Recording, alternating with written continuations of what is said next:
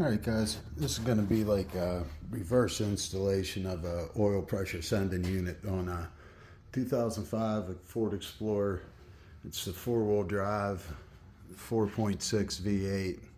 And she's in pretty rough shape, but we just want to see if it had any oil pressure. And the filming, I was going to make a video on it of how to get it out, and I kind of devised the my own way as I moved along. But I'm going to show you where it's at. It's very hard to see or film it getting out, and I wasn't sure which way was going to be the best, and I came up with a, what worked great for me, and I'll tell you exactly what you need. And I took off part of the inner fender well. I'm not sure if I even had to, so I'm going to try to assemble it without accessing anything through there and see how it goes. All right, guys. Alright guys, I got it lit up pretty well in there to show you. Right behind that engine mount, see that hole right there? That's where this goes. And there's something in the way every which way you look. But from here you have a straight shot. I used a 1/2-inch drive socket, a 21mm, and a couple 1/2-inch extensions and turned it from back under. It was much easier. Alright. I'll show you what it looks like with the sensor back in there as soon as I get it on, but I'm going to try to get it on this way as opposed to going through the inner fender well just to see if that part's even necessary. Well, from underneath, my arm wasn't long enough to thread it up that way. If you got really skinny arms, then I think the length is going to be. If you have long skinny arms, you might be able to get to it from underneath, but I wouldn't count on it. It's behind that lower radiator hose with the clamp on it right there. You could just see the aluminum between it and the power steering hose. It's hard to see, but you have to reach around that hose and come into it like that. You could feel the hole, and you just don't want to cross thread it. Do it very, very gently. And I won't be able to film while I do it because you have to put your arm in through here and then turn your wrist like that, but then you could turn it with your fingers. That's also how I got the electrical connector off. Kind of like this.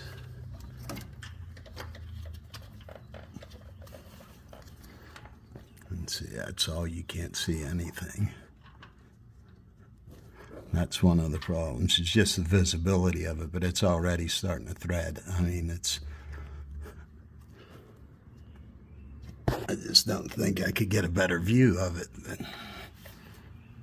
it's right through there. And you reach around that hose like this.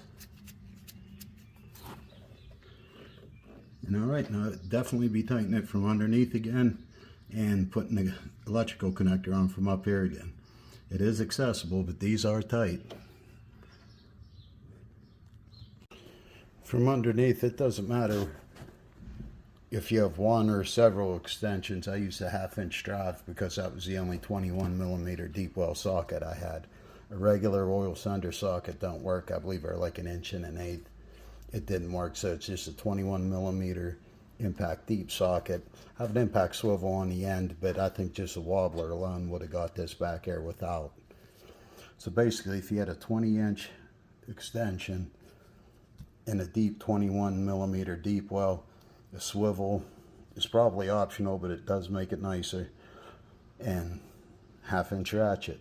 Does it have to be 1/2-inch if you have a 21mm 3/8 socket and 20 inches worth of 3/8 extensions? Just happens to be what I'm working with, so it worked out fine. We'll see how it goes back on there and tightens up. You can see the electrical connector behind the engine mount, and it's just hard to get the camera up in there with your eye. You could see it pretty good from underneath, but that's where it's going to be whenever you go to take it out after you remove the electrical connector.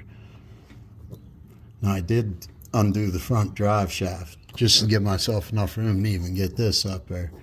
I tried every other way I could, but that seemed the most logical and got the job done. I had to go vertical to show you where I'm at. I'm right in between on here the front crossover. It's hard to see.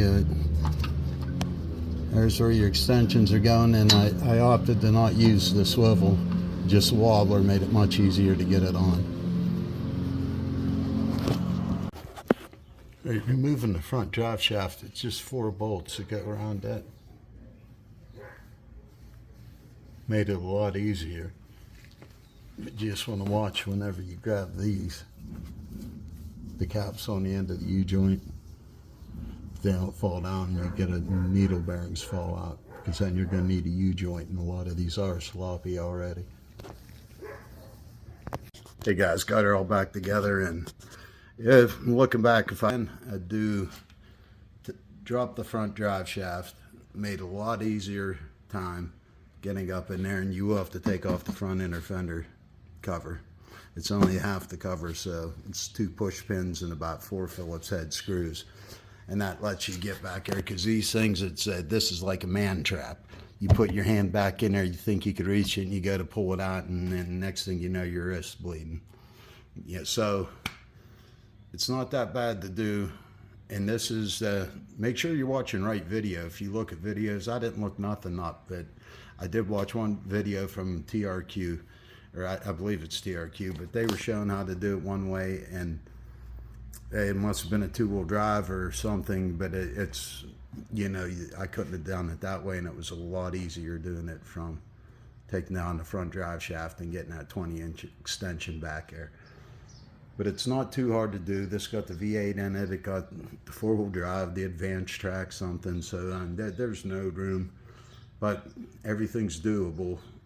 You know, just if you just use your head and, you know, use some logic. I make the video, so I approached it like without looking anything up, just how I could do it, and if, you know, if I could do it with basic tools, because that way if somebody has to do it, this could, you know, help you decide if you could do it in the parking lot, or if you need a driveway, or if you just want to have a garage do it for you.